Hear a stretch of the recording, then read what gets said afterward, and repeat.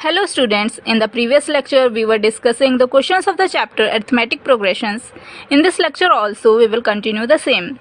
So moving to question number 2, find the ninth term of the AP minus 15, minus 11, minus 7 so on to 49. Means यहाँ पे last term क्या है 49 है. अब हमें इसमें क्या करना है, नाइन्थ टर्म फाइंड आउट करना है. तो पहले हम वैल्यूज़ देख लेते हैं कि हमें क्या क्या गिवन है. हमें ए की वैल्यू पता है, ए की वैल्यू यहाँ पे क्या है, फर्स्ट टर्म क्या है -15, तो ए की वैल्यू -15. डिफरेंस हमने देख लिया टर्म्स के बीच में क्या है 4, तो d इक्वल्स टू 4 हो गया, n इक्वल्स टू 9 हो गया क्योंकि हमें नाइन्थ टर्म फाइंड आउट करना है. ठीक है, हमें ये वैल्यूज़ गिवन है. अब now we have to find a n. जो nth टर्म का फॉर्मूला था a n equals to a plus n minus 1d. इससे हम ए एन की वैल्यू कैलकुलेट करेंगे. ये वैल्यूज़ जो हमें गिवन है वो वैल्यूज़ हम क्या करेंगे, पुट कर देंगे. ए की जगह -15, एन की जगह 9, डी की जगह 4. And now we will solve. 9 - 1 8 into 4 32 एंड 32 - 15 किया तो क्या आ गया 17. अब हमें यहाँ 17 मिल गया. That means the ninth term of the AP, इस एपी का जो नाइन्थ टर्म है वो क्या है 17 है. So this is our answer. Now moving to question number 3, the first term of an AP is 5 and the last term is 45. If the sum of all the terms is 400, the number of terms is. अब इस question में क्या given है, हमें first term given है. First term क्या है 5 है, लास्ट टर्म गिवन है 45 एंड जो सम है उस सीरीज़ का वो हमें गिवन है. जितने भी टर्म्स है उस सीरीज़ में उसका सम क्या गिवन है 400. अब हमें क्या फाइंड आउट करना है कि उस सीरीज़ में नंबर ऑफ़ टर्म्स कितने हैं. मीन्स यहाँ पे हमें क्या करना है, एन की वैल्यू कैलकुलेट करनी है. तो हमें क्या क्या गिवन है पहले हमने यहाँ से देख लिया. ए की वैल्यू गिवन है 5, एल की वैल्यू गिवन है 45. मीन्स यहाँ पे लास्ट टर्म की बात हो रही, लास्ट टर्म गिवन है. दैट मीन्स एल की वैल्यू 45 गिवन है. यहाँ पे एस गिवन है, sum of all the terms given है. दैट मीन्स एस की वैल्यू 400 गिवन है and we have to find the value of n. अब क्योंकि सम की बात हो रही है यहाँ पे तो हम सम का फॉर्मूला यूज़ करेंगे. सम के लिए हमने दो फॉर्मूले पढ़े थे. एक था nth टर्म के formula some for n terms के लिए, और यहाँ पे क्या है एक फॉर्मूला पढ़ा था हमने जिसमें लास्ट टर्म यूज़ किया गया था. तो लास्ट टर्म वाला, क्योंकि यहाँ पे क्वेश्चन में लास्ट टर्म गिवन है तो हम लास्ट टर्म वाला फॉर्मूला यूज़ करेंगे. That is s equals to n/2 a plus L. Well now we will put the values. n की जगह पे हम कुछ नहीं यहाँ पे रखा है क्योंकि n की वैल्यू हमें फाइंड आउट करनी है. s की जगह 400, a की जगह 5, l की जगह 45. And solving this we will get 5 + 45 50.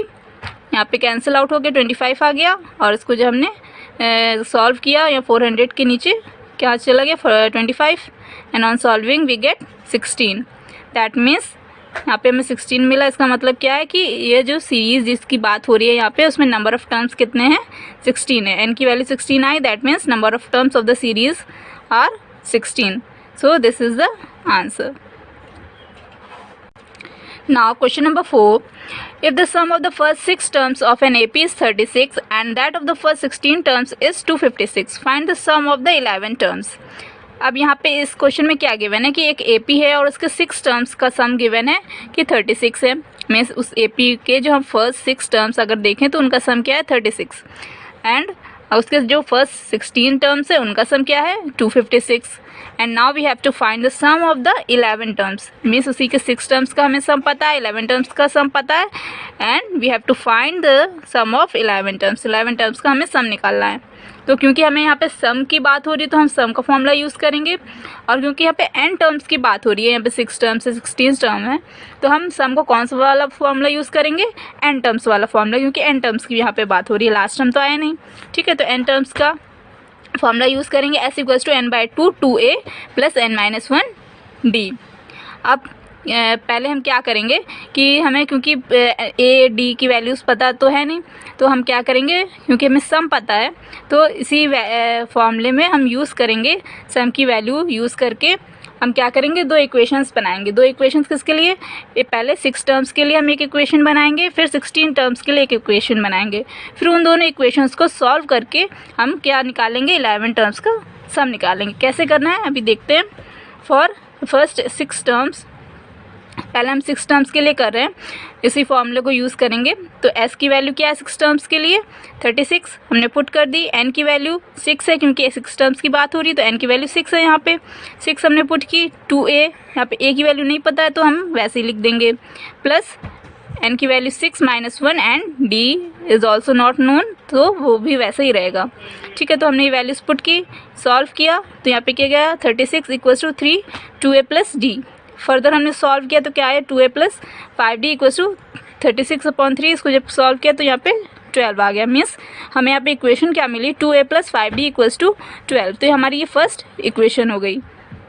Now we will do the same for the 16 terms. 16 terms के लिए भी इसी तरीके से हम इक्वेशन फॉर्म करेंगे। उसी फॉर्मूले में हम वैल्यूज पुट करेंगे। 16 टर्म्स के लिए सम क्या था 256, एन की वैल्यू यहाँ पे क्या है 16/2 = 2a + 16 - 1d। ठीक है, ये इक्वेशन बनी, इसको हमने सॉल्व किया तो क्या है 256 = 8 2a + 15d। फर्दर सॉल्व करने पे ये हमें यहाँ पे पूरा सॉल्व करने पे हमें वैल्यू यहाँ पे 32 आई। Means 2a + 15d = 32। ये हमारी क्या हो गई सेकंड इक्वेशन। अब हमें क्या करना है कि जो इक्वेशन 1 हमें मिली थी और इक्वेशन 2 ये जो है इन दोनों को सॉल्व करेंगे। तो हम दोनों को क्या करें इक्वेशन 1 और 2 को सॉल्व करते हैं। इसको सॉल्व किया तो क्या हुआ यहाँ पे 2a क्योंकि यहाँ पे हमने इसको दोनों को लिखा और यहाँ पे क्योंकि यहाँ पे साइन यहाँ पे सब पॉजिटिव साइन है, यहाँ पे पॉजिटिव साइन है। इसको जब सॉल्व करेंगे तो क्या होता है जो नीचे वाली इक्वेशन होती है उसके क्या हो जाते हैं साइन चेंज हो जाते हैं।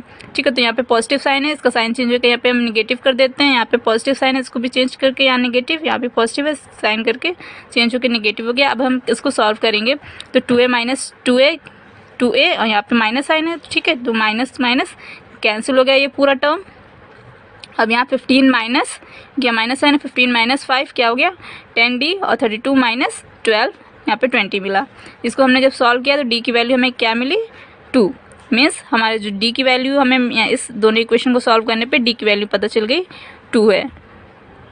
अब क्या करेंगे ये जो d की वैल्यू हमें मिल गई थी इसको हम इक्वेशन नंबर 1 में या किसी भी इक्वेशन में हम पुट कर सकते हैं। हमने यहाँ पे इक्वेशन नंबर 1 ली, 1 में हम d की वैल्यू अगर पुट कर दें तो क्या है क्योंकि इक्वेशन नंबर हमारे 1 क्या थी 2a + 5d = 12 थी फर्स्ट इक्वेशन। तो यहाँ पे हमने d की वैल्यू पुट की मीन्स 2a + 5 × d की वैल्यू × 2 = 12। इसको जब हमने सॉल्व किया तो यहाँ पे क्या आ गया 5 × 2 10 = 12 2a = 12 - 10 2a = 2 a की वैल्यू यहाँ से हमें क्या मिल गई 1। मीन्स a की वैल्यू क्या है 1। अब हमें a की वैल्यू भी मिल गई एंड d की वैल्यू भी हमें मिल गई 2। ठीक है, ये वैल्यूज़ पता है। Now we have to solve for the 11 terms. 11 terms के लिए हमें सम फाइंड आउट करना है तो सम का फॉर्मूला वही हम यूज़ करेंगे। n टर्म्स के लिए सम का फॉर्मूला वही यूज़ कर लेंगे। अब हमें a की वैल्यू भी पता है, d की वैल्यू भी पता है, n की वैल्यू भी हमें पता है। n की वैल्यू क्या है 11।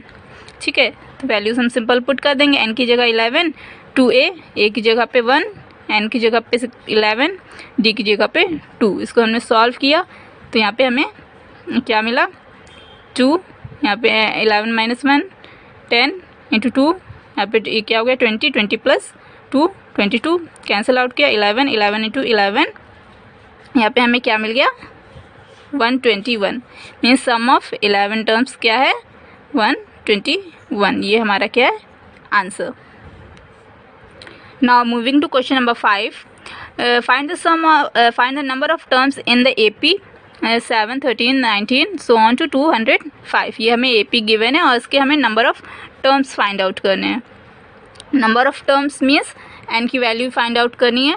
तो a की वैल्यू हमें पता है, d की वैल्यू पता है, an की वैल्यू यहाँ पे क्योंकि यहाँ पे हम किससे हमें सॉल्व कर रहे हैं n की वैल्यू हमें फाइंड आउट करनी है, लेकिन हम फॉर्मूला कौन सा यूज़ करेंगे nth टर्म वाला फॉर्मूला। और यहाँ पे हमें nth टर्म की जगह पे हमने an मीन्स लास्ट टर्म लिया हुआ है, वही हमारा nth टर्म है क्योंकि इतने ही टर्म्स है उस सीरीज़ में। तो ये जो लास्ट टर्म है वो an हो जाएगा। तो an की वैल्यू क्या है 205। वैल्यूज़ हम पुट करेंगे an की जगह 205, a की वैल्यू 7 एंड यहाँ पे n की वैल्यू फाइंड आउट करनी है तो n वैसे ही रहेगा एंड d इज 6। सॉल्व करने पे हमें यहाँ पे n की वैल्यू क्या मिल गई 34। ठीक है, तो यहाँ पे अगर ऐसे दिया होगा अगर कोई सीरीज़ दी हुई है और उसमें पूछा जाए कि इस सीरीज़ में का हमें number of terms find out करने हैं और लास्ट टर्म गिवन हो तो जो लास्ट टर्म होता है वही वो क्या होता है उस सीरीज़ का an होता है। ठीक है, an उस सीरीज़ का वही लास्ट टर्म होता है क्योंकि उतने ही टर्म्स है उस सीरीज़ में तो उतने ही टर्म्स का हमें सम मीन्स उसके उतने ही टर्म्स फाइंड आउट करने हैं। तो वो जो nth टर्म है वो क्या होगा जो लास्ट टर्म उस सीरीज़ का होगा वही nth टर्म होगा। ठीक है, तो ए एन की वैल्यू वही जो लास्ट टर्म गिवन होगा वही होगा। ठीक है, तो यहाँ पे हमें ए एन की जगह वो लास्ट टर्म यूज़ करेंगे और इसी तरीके से जैसे फॉर्मूले में सिंपली वैल्यूज़ रख के सॉल्व कर देंगे and we will get the answer. Now moving to question number 6, check whether -150 is a term of A P 11, 8, 5, 2 ये हमें ए पी गिवन है और इसमें हमें चेक करके फाइंड आउट करना है कि ये जो -150 गिवन है वो इस ए पी का टर्म है या नहीं है। So now we will see how we will do this question.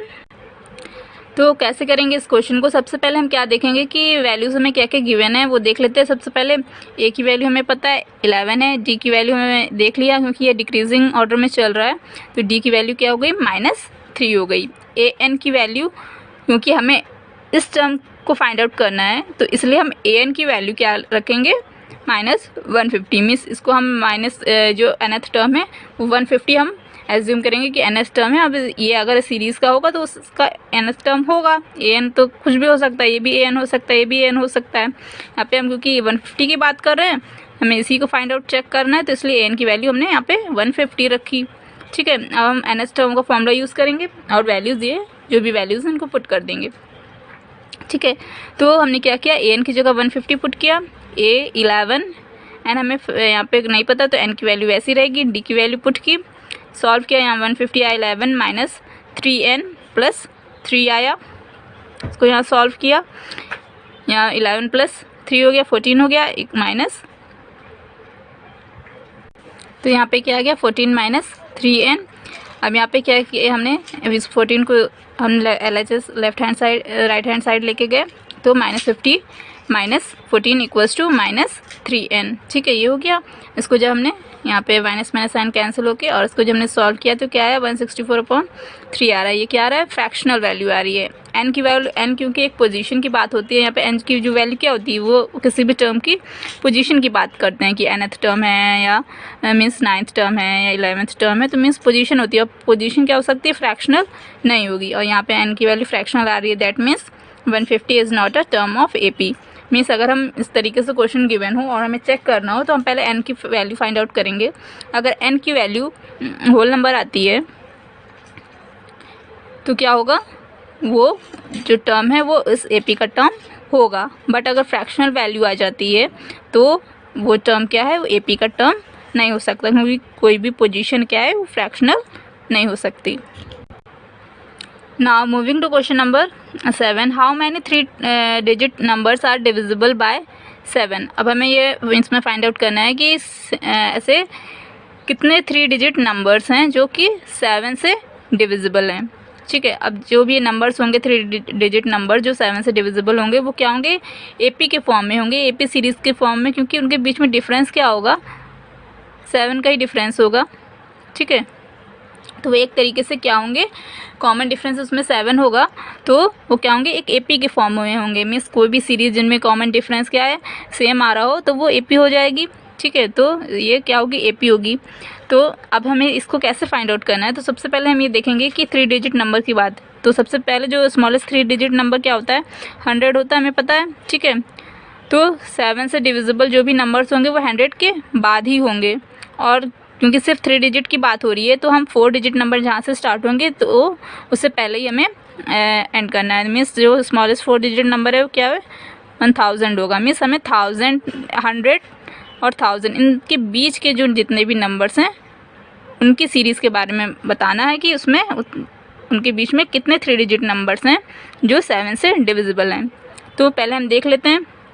Starting हम क्या करेंगे, 100 की बात कौन कौन से नंबर पहले देखेंगे कि 7 से डिविजिबल हैं वो आ रहे हैं। स्टार्टिंग में कुछ नंबर्स देखेंगे, फाइंड आउट करेंगे और इसी तरीके से उसी सीरीज़ में लेंगे और 1000 से जस्ट पहले कौन सा डिविजिबल नंबर 7 से होगा उसको हम ले लेंगे। ठीक है, तो सबसे पहले हमने देखा 100 के बाद कौन सा नंबर 7 से डिविजिबल होता है, हमें मिला 105। एंड उसके बाद नेक्स्ट नंबर क्या होगा, 112 and then 119 and so on. इसी तरीके से सारे नंबर्स 7 के डिफरेंस पे होंगे।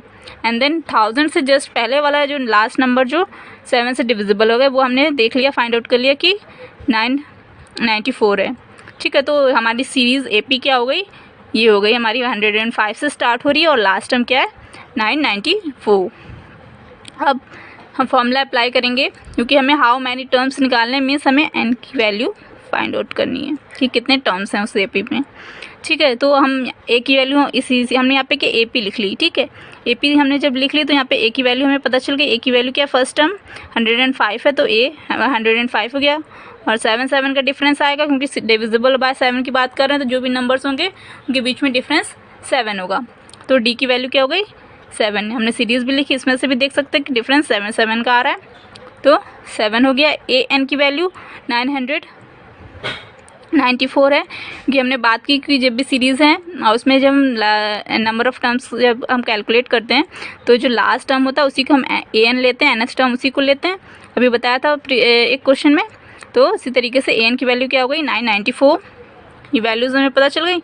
अब nth टर्म का फॉर्मूला जो है an = a + n - 1 × d, इसमें वैल्यूज पुट करेंगे। an की जगह 994, 105, n की वैल्यू हमें यही फाइंड आउट करना है तो वैसी रहेगी, एंड d की वैल्यू 7।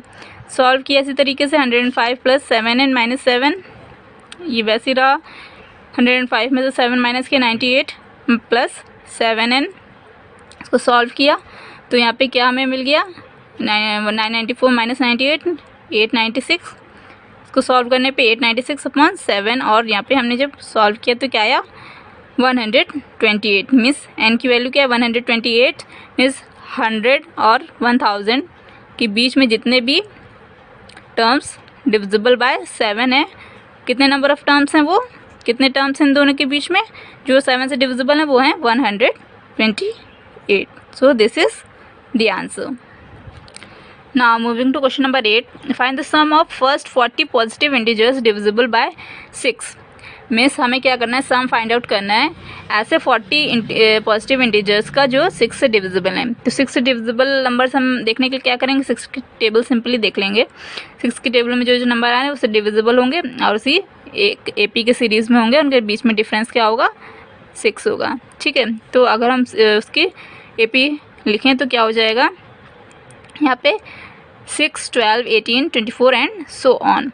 यहाँ 40 तक जाएगा तो हमने इसको डॉट डॉट डॉट कर दिया और 40 तक जाएगा, जहाँ उसका अभी हमें लास्ट टर्म नहीं पता, हमें सिंपली हमें सम से मतलब है। तो हम क्या करेंगे, सिंपली जो फॉर्मूले में पुट करके वैल्यू सॉल्व कर देंगे। हम फॉर्मूला क्योंकि n टर्म्स के लिए फाइंड आउट करना है, यहाँ पे n की वैल्यू क्या है, 40 है। ठीक है, तो हम n टर्म्स का फॉर्मूला यूज़ करेंगे सम के लिए, s = n/2 2a + n - 1 g। ठीक है, ये फॉर्मूला यूज़ किया, n की जगह 40 हो गया, a की जगह पे हमें पता है 6, n की जगह 40 एंड d की जगह भी हमें पता है कि डिफरेंस इनके बीच में क्या है, 6 का। ठीक है, इसको सॉल्व किया, यहाँ पे कैंसिल आउट हो गया ये 2 एंड 20, तो यहाँ पे 20 आ गया। 2 × 6 12, 40 - 1 36 एंड इंटू 6, इसको सॉल्व किया 234 + 12, तो यहाँ पे क्या आ गया 246 इंटू 20 किया और उसको सब सॉल्व किया तो हमें यहाँ पे जो वैल्यू मिली क्या है, 4920। Means positive integers first 40 positive integers जो 6 से डिविजिबल हैं उनका सम क्या होगा, 4920। Now moving to the last question, a spiral is made up of successive semicircles with centers alternately at A and B, starting with the center A of radii 0.5 cm, 1 cm, 1.5 cm, 2.0 cm as shown in figure. ये figure given है. What is the total length of such a spiral made up of 13 consecutive semicircles? पहले तो question ढंग से समझने की कोशिश करते हैं कि इस क्वेश्चन में गिवन क्या है।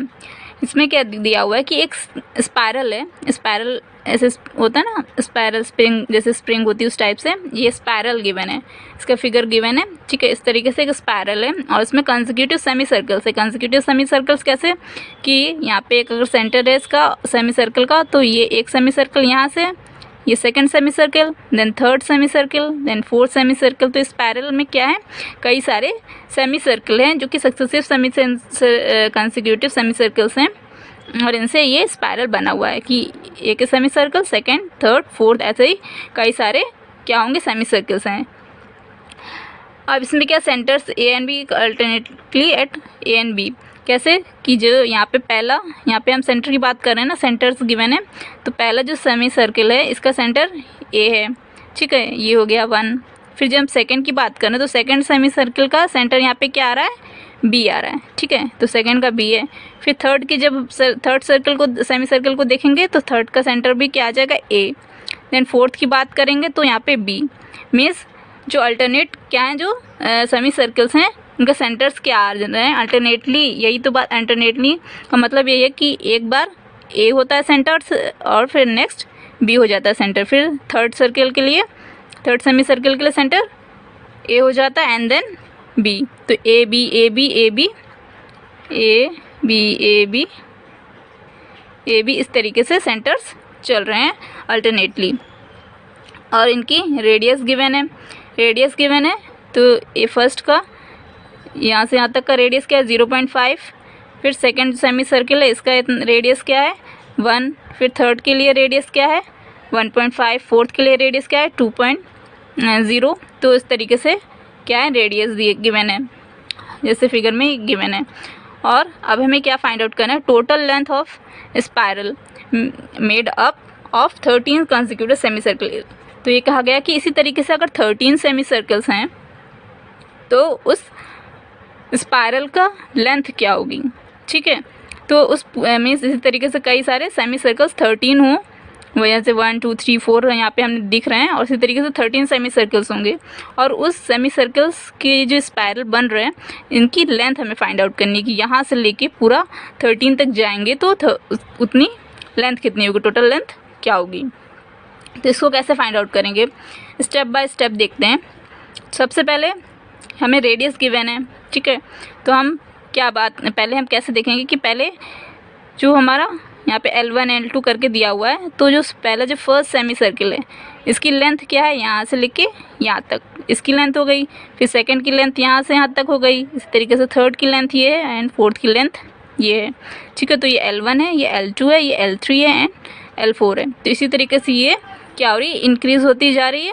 और ये एक सक्सेसिव सेमी सर्किल की length L1 L2 L3 L L4 इस तरीके से सो ऑन चलती हुई जा रही है एक एपी के फॉर्म में, ठीक है। तो हम क्या करेंगे कि पहले L1 L2 L3 इसी तरीके से हम क्या करेंगे, कैलकुलेट कर लेंगे, ठीक है। तो हम उस क्या करेंगे, ये जो हमारी एपी है पहले L1 L2 की वैल्यूज़ हम कैलकुलेट करेंगे और फिर क्या करेंगे, इस एपी का सम फाइंड आउट कर लेंगे तो हमें टोटल लेंथ मिल जाएगी, ठीक है। तो स्टार्ट करते हैं। सबसे पहले हम L1 की वैल्यू फाइंड आउट करेंगे। कैसे करेंगे, हमें सेमी सर्किल की ये लेंथ फाइंड आउट करनी है। तो हम सर्किल के लिए हमने पढ़ा हुआ है कि सर्किल की जो पूरा ये लेंथ होती है सरकमफ्रेंस होता है, यही तो उसकी लेंथ हुई।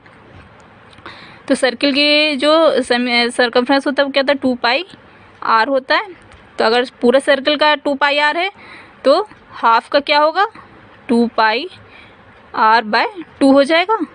तो 2 2 कैंसिल होके मीन्स πr। तो वही हमने यहाँ पे किया, L1 के लिए हम इसकी लेंथ निकाल रहे हैं।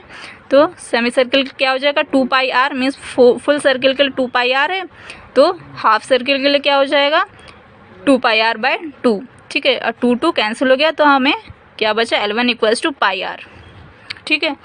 मीन्स हमें ये पता है कि जो भी लेंथ निकाल ली होंगी सेमी सर्किल की तो उनकी वैल्यू क्या होगी, πr, ठीक है। तो फर्स्ट के लिए क्या हो जाएगा, r की वैल्यू में पता है 0.5, तो r की जगह 0.5 पाई, ठीक है। फर्स्ट L1 हो गई। L2 क्या हो जाएगा, इसी तरीके से 1.0 है तो यहाँ पे लिख सकते हैं 1.0 पाई, ठीक है। L2 हो गया 1.0 पाई। L3 इसी तरीके से हो गया, रेडियस हम देखते जाएंगे 1.5 पाई एंड इसी तरीके से L4 2.0 पाई, ठीक है। तो L1 L2 L3 हमें पता चल गई। तो दो सक्सेसिव सेमी सर्किल की जो लेंथ हो गई वो किस तरीके से हो गई, 0.5 पाई, 1 पाई, 1.5 पाई, 2 पाई एंड सो ऑन, ठीक है। तो हमें ये एक एपी मिल गई। अब हमें इसका क्या करना है, सम फाइंड आउट कर लेंगे। इसका सम फाइंड आउट कर लेंगे तो हमें total length of spiral 16 consecutive semi circle के लिए जो टोटल लेंथ होगी वो मिल जाएगी, ठीक है। तो इस सीरीज से ये जो हमें एपी मिली है इससे हमें फर्स्ट टर्म क्या है इसका 0.5 पाई। डिफरेंस अगर देख लें सबके बीच में क्या है, ये डिफरेंस भी 0.5 पाई है। एन की वैल्यू 13 है क्योंकि हमें 13 सेमी सर्कल के लिए फाइंड आउट करना है तो n की वैल्यू 13 है। ठीक है, तो ये वैल्यूज हमें पता है। अब हम सम का फॉर्मूला यूज़ करेंगे। सम n टर्म्स के लिए सम का formula s = n/2 2a + n-1 g। Values हम सिंपली पुट करेंगे। n की वैल्यू 13/2 2a, a की जगह 0.5 पाई हो गया, n की वैल्यू 13 -1 इंटू डी की वैल्यू 0.5 पाई। ठीक है, इसको सॉल्व किया। 13 इंटू हमने यहाँ पे क्या किया है 0.5 पाई इधर भी है, 0.5 पाई इधर भी है, तो हमने इसको क्या किया, दोनों में से कॉमन ले लिया बाहर। ठीक है, तो 0.5 पाई, देन ब्रैकेट में क्या बचा 2, यहाँ से 2 और यहाँ से 13 - 1 12। ठीक है, तो 2 + 12 बचा। अब ना 2 + 12 इसको सॉल्व करेंगे तो क्या हो जाएगा 14।